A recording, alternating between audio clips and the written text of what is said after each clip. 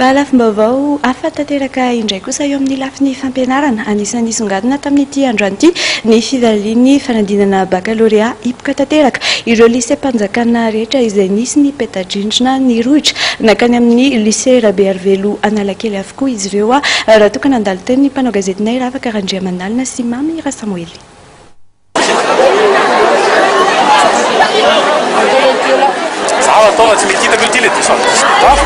Hipoka olona tanteraka ny teto amin'ny lycée Rabearvelo Analakely tamin'ity androany ity tonga hijery ny valim-panadinana baccalauréat izay nivoaka tamin'ireo ora tolakandro izy ireo. Maro amin'izy ireo no efa niandry tetỳ toerana hatramin'ny 9 ora maraina.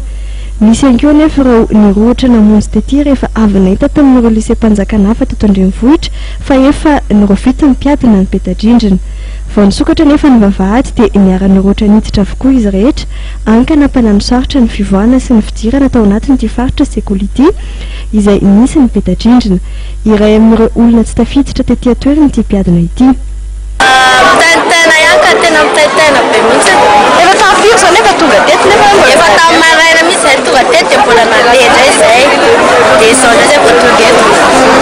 Dia ahoana zany fomba hidiranao nefa hitana safidy antany amin'ny telimaro tsy maintsy mantany amin'ny telimaro vao tsy tafiditra eto.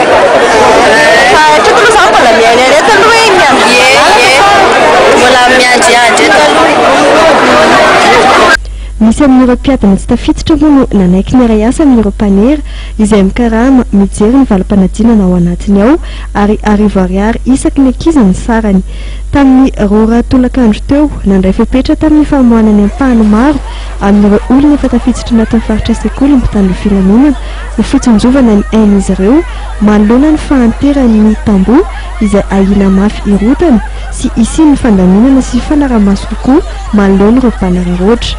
Irojo mpiadina amin'ny sokajy dia tamin'ny rora sy fahefany tolakandro vao nahita ny anarany raha efatra amin'ny maraina ny tetỳ toerana.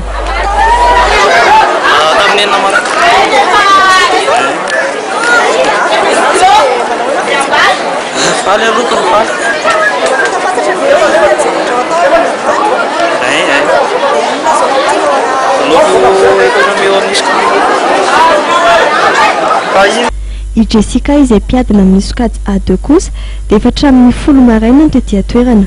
Nisafidy niaritra vovoka sy isaka maro izay anazo azy izy mba ahafahany nahita ny anarany tamin'ny peta-drindrina. Série inona A2. Efa hatramin'ny firy nefa nakatio iandry valin'ity tamin'ny 10. dia nanahoana ny fahasahiranana vao nahita ny anarany? Sahirana be sefitra be mihitsy na tery dia vao isakisaka be tonga. Afaka zany zao dia inona zany zao ny projet zany eo ampina amin'ny bac? Gestion.